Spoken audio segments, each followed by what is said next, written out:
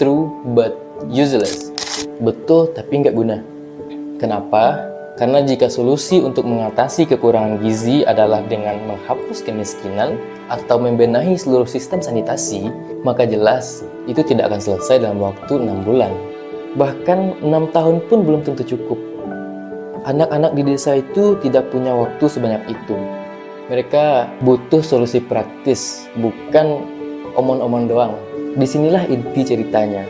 Alih-alih mencari anak-anak yang kekurangan gizi, dia mencari anak-anak yang tidak mengalami kekurangan gizi di desa yang sama.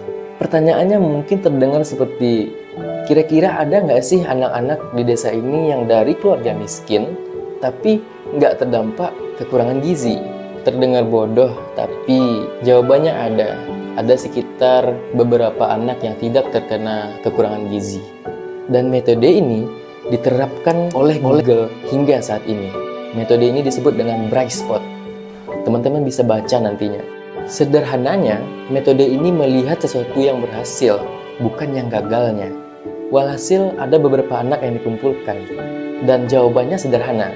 Ternyata, anak-anak ini diberikan makan 4 kali sehari, namun dengan menu yang sederhana, seperti ubi-ubian dan kepiting sawah. Dan seperti pembahasan kita di awal tadi, bahwasannya solusi terbaik datang dari pertanyaan terbaik. Sejak itu, bahkan kurang dari 6 bulan, kekurangan gizi di desa tersebut jauh menurun drastis. Kita mungkin sering diajarkan untuk menjadi seorang problem solver atau pemecah masalah. Namun jarang terdengar ada yang mengajarkan cara untuk menjadi seorang pencari masalah atau biasa disebut dengan problem seeker. Kenapa? Karena saya yakin bahwasannya kita hidup di lingkungan di mana kita diajarkan bahwasannya bertanya adalah tanda kita itu bodoh. Hal ini dikenal dengan istilah psychological safety atau keadaan di mana kita merasa bebas untuk bertanya, berbicara, ataupun mengkritik, bahkan untuk mengakui kesalahan tanpa takut dipermalukan.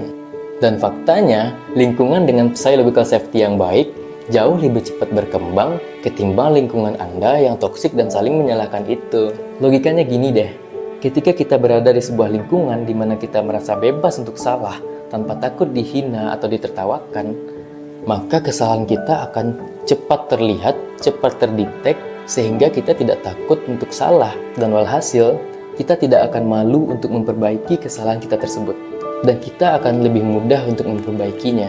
Namun sebaliknya, di lingkungan yang toksik dan saling menghakimi, saling menyalahkan, maka besar kemungkinan kita akan